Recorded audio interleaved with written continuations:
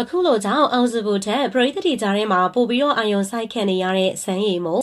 တဲ့အောင်စပူတို့ကအခုနောက်ပိုင်းမှာတဟုန်တိုးအောင်မြင်လာခဲ့တဲ့ဇက်မင်းသား2ဦးဖြစ်ပါတယ်။အပြိုင်ဆိုင်အောင်မြင်တာဖြစ်တယ်လို့လက်မှတ်ကြီးအစဘလောက်ပဲဈေးမြင့်ပါစေလူဝယ်ရတဲ့အထိသူမသားကိုမသားအောင်မြင်နေကြတာပါ။ဒါပေမဲ့လက်တလုံးမှာတော့ TikTok နဲ့ social media platform တချို့မှာအောင်စပူထက်စမ်းရည်မိုးကပို့ပြီးတော့အာယုံဆိုင်ခံနေရတာတယ်။စမ်းရည်မိုးကပရိသတ်တွေကိုအပြေးအဝဆွမ်းဆောင်နိုင်ခဲ့ပြီးတော့ဆယ်လီတချို့ကြားမှာတောင်သူရဲ့နာမည်ကိုသုံးပြီးတော့ချော်ညာတဲ့အထိဖြစ်လာခဲ့ပါတယ်။အကြောင်းရင်းကတော့စမ်းရည်မိုးကိုယ်တိုင်တည်ဆိုထားတဲ့စက်တချင်းကြောင့်ဖြစ်ပါတယ်။ဇမ်မင်းသားတိုင်းမှာကိုယ်ပိုင်နာမည်နဲ့တချင်းတစ်ပုတ်ရေးသားတည်ဆိုလေးရှိပြီးတော့ပရိသတ်တွေကိုဆွဲဆောင်ကြတာပါ။စမ်းရည်မိုးကလည်းသူ့နာမည်ကိုလူသိများသိစေဖို့အတွက်ချော်ညာတဲ့တချင်းတစ်ပုတ်ထုတ်ထားခဲ့တာပါ။စမ်းရည်မိုးရဲ့တချင်းက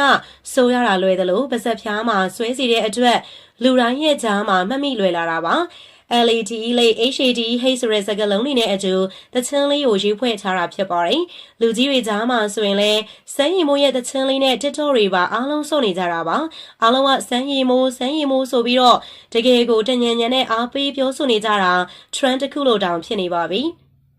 ဒါအပြင်တချို့ဆယ်လီတွေဆိုရင်စမ်းရည်မိုးသချင်းအောင်မြင်နေတဲ့အတွက်အသုံးချပြီးတော့ကြော်ညာတွေပါရိုက်လာကြတာပါ။ကုန်ပစ္စည်းတချို့ကိုကြော်ညာတဲ့နေရာမှာစမ်းရည်မိုးသချင်းလေးနဲ့ကြော်ညာပြီးတော့လူသိများအောင်လုပ်နေကြတာပါ။စမ်းရည်မိုးကဇက်ထားထောင်တဲ့အချိန်မှာကားတဲ့အချိန်မှာသိပြီးတော့မအောင်မြင်ဘူးလို့ထင်ရပေမဲ့တဖြည်းဖြည်းနဲ့အောင်မြင်လာခဲ့တာဖြစ်ပါတယ်။အခုဆိုရင်တော့ဇက်တချင်းကပါပရိသတ်တွေကြားကိုထိုးဖောက်နိုင်တာက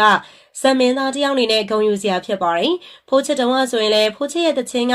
ပရိသတ်တွေကြားထဲမှာတော်တော်လေးအကြိုက်တွေးစရာဖြစ်နေခဲ့တာပါ။အခုလက်ရှိမှာစမ်းရည်မိုးရဲ့တချင်းကလည်းဖိုးချစ်ရဲ့တချင်းလိုပဲခြေရမိလာခဲ့တာဖြစ်ပါတယ်။စမ်းရည်မိုးကတစ်ဖက်မှာအာယုံဆိုင်ခံနေရတဲ့အချိန်အောင်စပူကပြဿနာတချို့ဖြေရှင်းနေရတာပါ။အကြောင်းရင်းကတော့အောင်စပူကပြီးတဲ့ညကဆိုရင်တော့ဇက်ကရင်နဲ့မတန်ဆွမ်းသွားလာတဲ့ပုံစံကိုပြည့်ရပြုခဲ့မိတာဖြစ်ပါတယ်။ရှိစရာဟာတာအဖြစ်ပြက်လုံးထုံမိလိုက်တဲ့အပေါ်မှာအဖွဲ့အစည်းကြားမှာပါပြောစရာဖြစ်လာခဲ့တာပါ။နောက်ဒီလိုမျိုးပြုမှုမျိုးမလုပ်ဖို့တားမြစ်ခံထားရတာလည်းဖြစ်ပါတယ်။တဟုန်တို့အောင်မြင်လာတဲ့အချိန်မှာဘာမှမလဲဆိုတာကိုစောင့်ကြည့်ခံနေရတဲ့အတွက်အပြုမှုတိုင်းကိုတေချာသတိထားမှသာဖြစ်တာပါ။စမ်းရည်မိုးကလည်းသူအောင်မြင်နေတဲ့အချိန်မှာအမားမလုံးမိအောင်တေချာဂရုစိုက်နေရဖြစ်ပါတယ်။စမ်းရည်မိုးကကိုပိုင်စက်နဲ့မကနိုင်သေးတဲ့အတွက်အရာမပြည့်စုံတဲ့ဘဝကိုဖြတ်သန်းနေရတာပါ။ကားဆိုရင်လည်းဇက်ပိုင်ရှင်စီကနေအကျွေးနဲ့ဝယ်ခိုင်းထားတာဖြစ်ပြီးတော့ပြန်ဆက်နေရတာပါ။မိဘတွေကိုလည်းအိမ်ဝယ်ပေးချင်တာဖြစ်လို့အရန်ကိုစူးစမ်းနေရတာဖြစ်ပါတယ်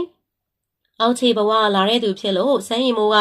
အောင်မြင်မှုအပေါ်မှာဂုဏ်မမတ်ပဲနဲ့အောက်တက်လဲကြည်တဲ့သူဖြစ်ပါတယ်။ပြောရမယ်ဆိုရင်တော့တချို့ကလည်းစမ်းရည်မိုးကိုအောင်စပူလိုမျိုးကိုပိုင်ဇက်ထောင်ပြီးတော့ကစီချင်တာဖြစ်ပါတယ်။အခုလက်ရှိမှာစုချင်းဝေရအစစမ်းရည်မိုးကအပြေးအဝမရရှိပဲဇက်ပိုင်ရှင်ပေးသလောက်ပဲယူရတာဖြစ်ပါတယ်။ဒါပေမဲ့အောင်စပူလို့ကိုပိုင်ဇက်ထောင်ဖို့ဆိုတာလဲစမ်းရည်မိုးမှာသိန်းထောင်ချီပိုင်ဆိုင်မှုမျိုးမရှိပါဘူး။အခုလက်ရှိမှာဇက်တစ်ခုထောင်ဖို့ဆိုတာကသိန်း9000လောက်ရှိမှဖြစ်တာကြောင့်ပါ။စမ်းရည်မိုးရဲ့တချင်းလေးကိုပရိသတ်ကြီးအနေနဲ့ကိုကြိုက်လားဖိုးချစ်လို့အောင်မြင်လာတော့မယ်လို့ထင်လားဆိုတာ comment လေးထဲမှာပြပြပေးပါအောင်။ဆုံးဖြတ်ကြည့်ရှုပေးတဲ့အတွက်လည်းအားလုံးကိုကျေးဇူးများကြီးတင်ပါတယ်ရှင်။